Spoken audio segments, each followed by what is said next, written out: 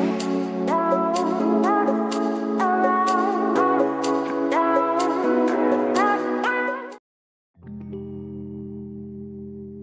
cuties, and welcome to another video. My name is Kia. If you're new here, and today's video is going to be on this cute spring, like pale pastel yellow, kawaii inspired type of look. It was just something I just came up with on a whim. I'm talking about a whim, on a whim. All the supplies used were on the list in the beginning, so if you need to get that list, you can always go back and pause it or check the description box where I will have everything listed below. So I've only done like a V-tip Frenchie a few times, but I also want to say when you're doing V-tip Frenchies on your own nails, I know you have to turn your hand multiple angles to make it look good. You know, the same thing when you're filing, but please make sure you also turn your hand straight and put it out in front of you so that you can see the way the lines actually look and make sure that they're straight. That's the mistake I made on my pinky when I first started doing that, and as you can see, I had to turn my hand and realize, oh, that triangle is slanted, it's not straight. So make sure when you're doing your own nails that you always make sure, if you have to turn your hand to the left or to the right or whatever angles you need to draw your nail art, that is all on you, girl.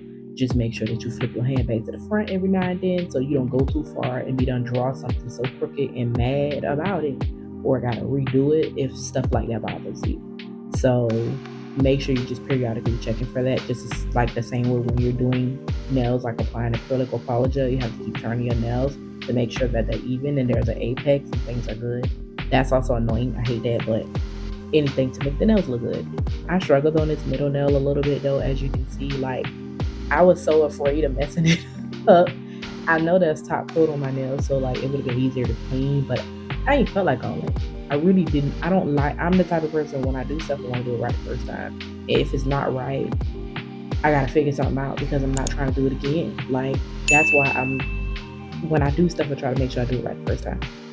So I was so afraid of going past those lines that I drew that every time I thought I was going like a different direction, I end up just retracing the same exact line.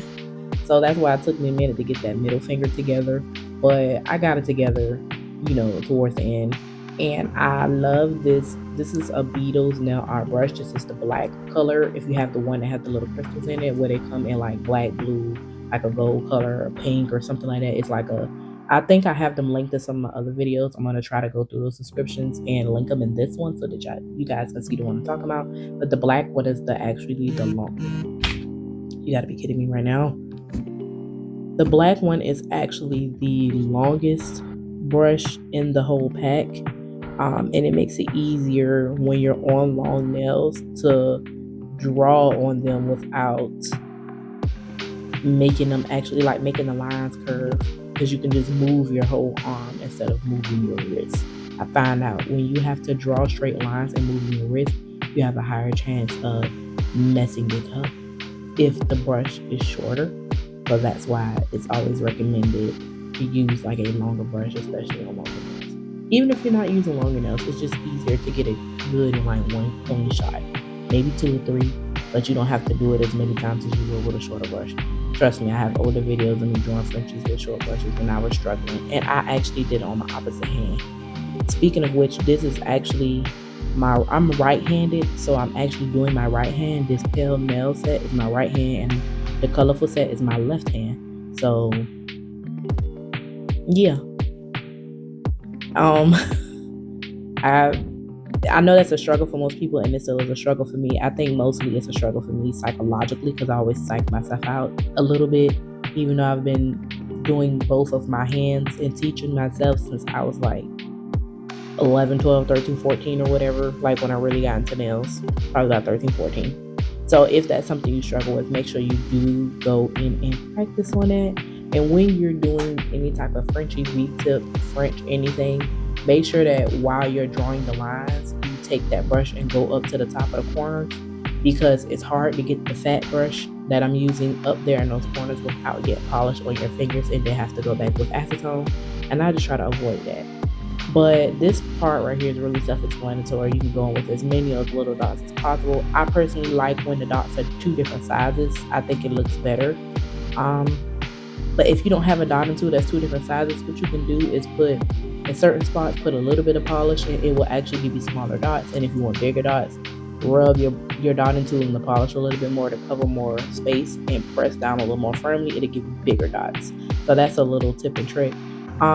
Shout out to TEMU for these flower charms. If you have not watched that haul, make sure you go do that. But I got those flower charms that I used in this video from TEMU. But that's all I wanted to say, you guys, because the rest of this is kind of like self-explanatory. But happy spring, and don't forget to check the description box and check out Madam Glam. Oh, one more thing. The Gem Grip glue is totally different from the Macart Rhinestone glue. It's a looser texture, so it's a little bit easier to come out, but it's also easier to put a little too much on top of your nail.